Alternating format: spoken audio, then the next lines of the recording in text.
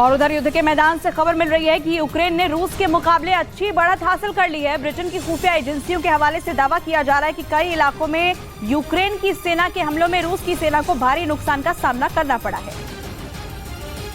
कहा जा रहा है कि यूक्रेन और रूस की जंग में अब यूक्रेन ने खतरनाक हमलों को अंजाम देना शुरू कर दिया है। ब्रिटिश खुफिया एजेंसियों ने दावा किया है कि यूक्रेन की सेना ने कई मोर्चों पर अच्छी प्रगति की है। ब्रिटिश खुफिया विभाग ने अपनी दैनिक रिपोर्ट में बताया कि यूक्रेन ने पिछले 48 घंटों में देश के पूर्वी और दक्षिणी हिस्से में कई क्षेत्रों में बड़े अभियान चलाए हैं।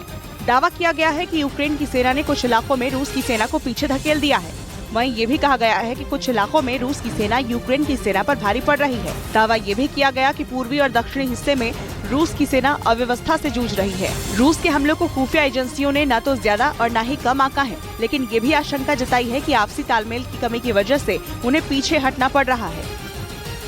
इतना ही नहीं, ब्रिटिश खुफिया एजेंसियों ने यह भी आशंका जताई कि रूस ने हवाई हमलों को तेज किया है और दक्षिणी यूक्रेन में हाई ऑल्टीट्यूड पर कई रूसी विमान देखे गए हैं, जिनके जरिए आशंकाएं जताई जा रही हैं कि रूस के बॉम्बर एक्टिव हैं और बड़े हमलों को अंजाम दे सकते हैं, जिसमें टैक्टिकल न्यूक्लियर अटैक की भी संभावना हो सकती है।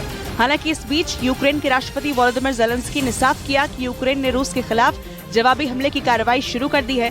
ज़ेलेंस्की ने इसके पहले भी जवाबी कार्रवाई का जिक्र किया था, जिसमें उनका मकसद है रूस के कब्जे को हटाना, खो चुकी जमीन वापस हासिल करना, रूस की सेना को पीछे धकेलना। आपको बता दें कि फिलहाल रूस ने यूक्रेन के 4 राज्यों ज़ापोरिजिया, खरसोन, डोनेट्स्क और लुहांस्क में कब्जा किया हुआ है और इन्हीं राज्यों में सबसे ज्यादा घमासान मचा हुआ है, जहां अत्याधुनिक हथियारों से ज़ेलेंस्की की सेना ने रूस की सेना और सैन्य ठिकानों पर जबरदस्त हमले करना शुरू कर दिए हैं।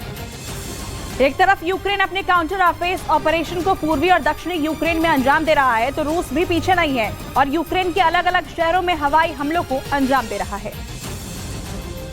शनिवार को यूक्रेन के ओडेसा में रूस ने मिसाइल और ड्रोन से गोले दागे, जिसमें 3 नागरिकों की मौत का दावा किया जा रहा है। कीव के अधिकारियों के मुताबिक केंद्रीय पोल्टावा क्षेत्र में एक सैन्य हवाई क्षेत्र पर भी हमला हुआ। सेना द्वारा जारी इस फुटेज में दिखाया गया कि शहर के एक रिहायशी इलाके में एक बहुमंजिला ब्लॉक में आग बुझाने के लिए दमकल कर्मियों ने रात भर संघर्ष किया।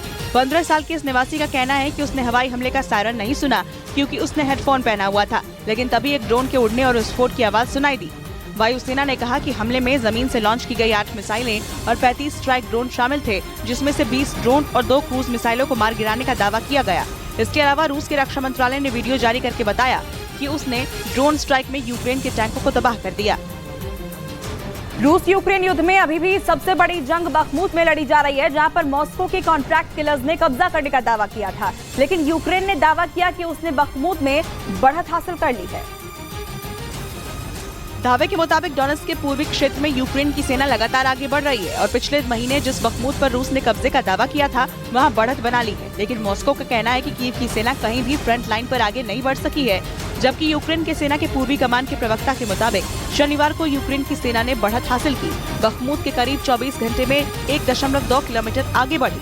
वहीं जंग के मैदान से एक वीडियो भी सामने आया है, जिसमें रूस और यूक्रेन की सेना आमने सामने लड़ती दिख रही है, जिसमें यूक्रेन की सेना ब्रेडली बख्तरबंद गाड़ियों के साथ लड़ती दिख रही है। यूक्रेन ने जहां एक तरफ रूस के कब्जे को हटाने के मकसद से जवाबी हमले की कार्रवाई शुरू कर दी है, उसी के साथ पश्चिमी मुल्कों पर यूक्रेन को लंबी दूरी तक हमला करने वाले हथियारों की मांग को पूरा करने का दबाव बढ़ता ही जा रहा है।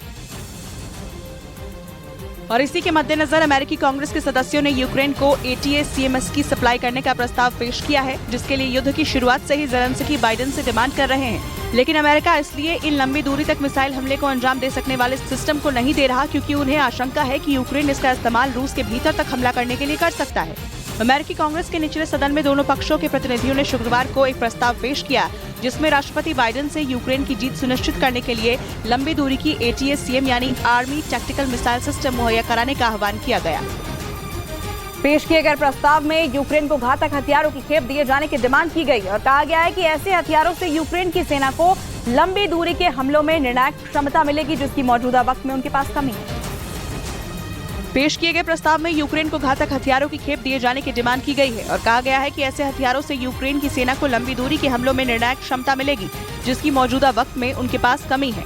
सांसदों के मुताबिक ऐसे हथियार युद्ध में रूस की युद्ध क्षमता को कम कर देंगे और यूक्रेन की जीत की राह को आसान बना सकते हैं। ATACMS भेजने की वकालत इसलिए भी की जा रही है क्योंकि यूक्रेन के पास पहले से high mobility artillery rocket system है, जिससे इन बैलिस्टिक मिसाइलों को दागा जा सकता है और इसके लिए यूक्रेन की सेना को अलग से ट्रेनिंग देने की भी जरूरत नहीं है।